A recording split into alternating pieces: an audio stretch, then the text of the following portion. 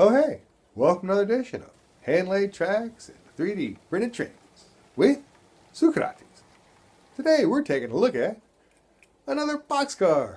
I made a GATX high top boxcar. It's a 50-foot boxcar. Has 12 different running numbers. So I put actual numbers on it. It's a multicolor print, as you can see. Same basic thing I make all the times. Microtrain couplers on the bottom. Two-part print, bottom snaps on. And you got yourself high top boxcar. Here's a quick way to see me putting on the wheels, etc. They all go together the same way. I have a standardized method. This is the assembly process. Basically, I tend to print with the support. I use a little, have a titanium tweezer. It's got a nice little edge to it. If you get underneath that and pick it from one side back to the other side, it'll tend to pop out eventually. And this one was, for me, was a little tight, so I used the deburring tool around the edges ever so slightly. For the most part, I've gotten them a little bit better where they fit with just a straight push, but if it's a little bit tight, you don't want it to be too loose, but you can push the base into the top. And I use the Microtrains couplers for all of my cars with the medium shank, and I use a old voltmeter plug end, probe, and that helps to get the pins in, and then you just simply push the pins in, train.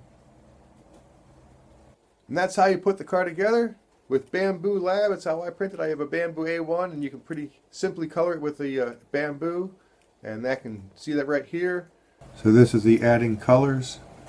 Basically, I try to, you set it to the hardest thing to color, and for the most part, the letters are harder to color. And you turn off the edge detection, and that way when you make the whole thing white, and we use a fill on the Bambu Studio with the edge detection off, you click the whole base to blue, and at that point most of your coloring is done.